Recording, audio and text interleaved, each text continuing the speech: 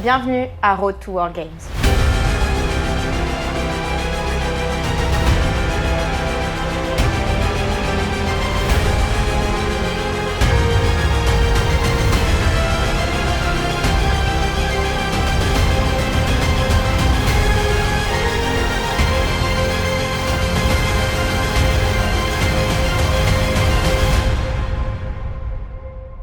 Alors, je m'appelle Tiffany Chapon, j'ai 24 ans et j'ai, on va dire, deux métiers puisque je suis d'un côté responsable logistique et d'un autre athlète de haut niveau, du coup en force athlétique. Tu as commencé la force en 2020. Comment tu as commencé la force et pourquoi? Alors, j'ai découvert la force en 2020, du coup, juste avant qu'on soit confiné, du coup, pendant la période du Covid. À ce moment-là, j'étais en train de, je faisais de la boxe en gros dans une salle assez familiale à Pont-Sainte-Maxence et il y avait des gens qui s'entraînaient du coup dans cette salle-là. Il y a un des adhérents qui a organisé du coup un événement sportif avec plein d'ateliers. On m'a dit vas-y viens Tiff, essaye, etc., etc.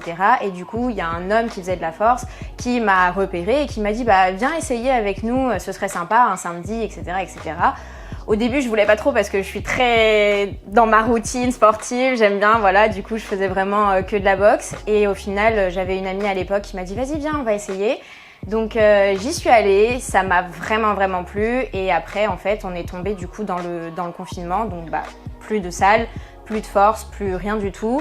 Et du coup, à la réouverture, donc on va dire mai-juin 2020, si je dis pas de bêtises, on est retourné s'entraîner et en fait j'ai adoré faire de la force. C'était vraiment du plaisir d'aller s'entraîner là-bas. Et ensuite il y a cette même personne a organisé du coup une rencontre avec toute la team actuelle du coup. Donc il y avait Panal, Lia qui sont venus en gros à la salle nous faire une petite rencontre et nous expliquer vraiment ce qu'était la force athlétique. Et du coup, à partir de ce moment-là, j'ai vraiment pas lâché et c'est devenu une réelle passion. Et c'est comme ça que j'ai continué et que je suis tombée dedans, quoi. Ça a été quoi ta première compétition? Ma première compétition, du coup, ça a été le Silent Worker Meet en septembre 2020, du coup. Donc vraiment, j'ai commencé direct dans la compétition. Dans la même catégorie? Alors, à l'époque, j'étais en moins de 43 kilos, du coup j'étais encore junior, moins de 43 kilos et à l'époque j'ai eu directement un niveau assez élevé et voilà, donc j'ai fait cette première compétition-là et j'ai adoré. Ensuite, se sont déroulés en 2021, du coup, tes premiers championnats nationaux.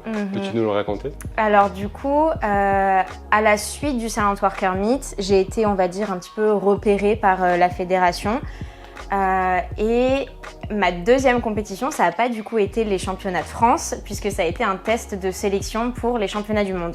Donc avec d'autres athlètes qui étaient là depuis bien plus longtemps que moi, j'étais toujours en moins de 43 kilos. Et du coup, par la suite, on a eu les championnats de France, où là, par contre, je suis montée d'une KT et j'ai été en moins de 47. Et peux-tu nous raconter, tu as des souvenirs? C'est vrai que c'est un petit peu vague, mais c'était vraiment impressionnant parce que c'était ma première vraie compétition en tant que sportive. C'est-à-dire que j'ai toujours fait du sport depuis toute petite, mais j'avais jamais vraiment participé à des compétitions de cette ampleur-là. Et j'étais très surprise par l'environnement qu'il y avait autour de nous parce que c'était du coup à la sortie du Covid. Donc il y avait pas trop de monde, mais quand même pas mal de monde qui du coup se retrouvait, etc., etc. Et moi j'arrivais là, j'étais toute jeune, toute timide, je savais pas trop où aller. Et au final, j'ai gagné du coup ces championnats de France et c'était incroyable, non pas par la victoire, mais vraiment par l'ambiance qu'il y avait et ce que j'ai découvert en fait ce jour-là, et j'ai découvert vraiment ma passion. Ensuite, du coup, après ce titre, tu as été donc qualifiée pour les championnats internationaux. Ça a été lesquels notamment? Du coup, c'était mes premiers championnats du monde qui se sont déroulés en Suède, si je dis pas de bêtises. Et c'était incroyable parce que en fait, ça a été très vite parce que j'ai commencé en 2020, j'ai directement été sélectionnée pour faire les championnats du monde parce que j'avais le niveau directement, donc ça a été vraiment... en fait, ça a été super vite, c'était assez impressionnant parce que j'avais l'impression de ne pas vraiment mériter ce qui m'arrivait parce que je sais qu'il y a des athlètes qui travaillent très dur pendant très longtemps. Non pas que je travaillais pas dur, mais que ça a été vraiment très très vite. Et en fait, de pouvoir participer et de mériter cette participation-là à tes premiers championnats du monde, alors que ça fait même pas 1 an que tu as commencé, c'était incroyable. Les championnats du monde que tu gagnes. Que je gagne. Du coup, c'était mon tout premier titre international. C'était incroyable. Ces championnats du monde-là ont vraiment été absolument fous parce que du coup, j'étais avec toute la team. Il y a beaucoup de Français qui ont gagné. Vraiment, c'était incroyable. C'est une sorte de déclic un petit peu? Ou tu l'avais déjà eu? Je pense que je l'avais déjà eu. Je l'avais déjà eu parce que je pense que je l'ai eu dès le début. En fait, dès le Salon Worker Meet, j'ai vraiment eu ce déclic-là parce que je savais que je voulais gagner. C'était vraiment, ouais. Là, on est en 2025. Est-ce que tu te rends compte de ce que tu as fait depuis ces 4 dernières années? C'est vrai que j'ai un petit peu de mal. Parfois, en fait, j'aime pas trop en parler, de tout ce que j'ai accompli, etc. Parce que, on va dire que j'ai un petit peu ce syndrome de l'imposteur où, à l'heure actuelle, parfois, j'ai encore l'impression de ne pas mériter tout ce qui m'arrive, de me dire, en fait, ça t'est tombé dessus comme ça et c'est pas... Voilà. Mais au final... Parfois j'en parle, c'est surtout mon père qui me fait réaliser ce genre de choses. Typiquement, je l'ai vu ce week-end et il m'a dit « Mais Tiff, tu te rends compte de tout ce que tu as accompli, etc. etc. » Et c'est vrai que parfois j'ai ce petit truc en mode « T'as fait de grandes choses quand même. » Donc là, tu es qualifiée pour les World Games suite à ton titre de 2024. Raconte-nous un petit peu comment tu avais vécu cette qualification.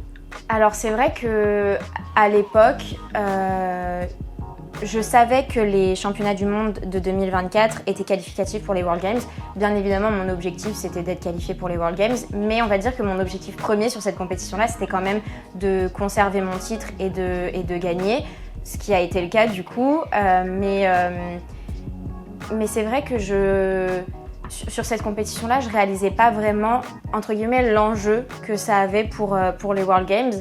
Et c'est que très très récemment qu'en fait je me suis dit mais c'est incroyable. Alors qu'à l'époque justement en 2024 il y avait quand même les Jeux Olympiques, etc. etc. Et c'était... En fait on était vraiment dans l'ambiance des Jeux et ouais.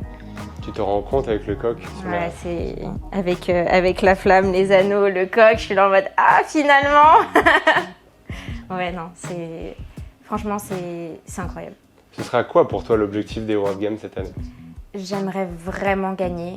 En fait, j'aimerais réaliser mon plus gros total. En fait, je pense que je ne serai pas en moins de 47 kilos. Je pense que je serai légèrement au-dessus. Mais j'ai envie de réaliser le plus gros. En fait, j'ai vraiment envie de me prouver qu'en compétition, je suis capable de faire de grandes choses.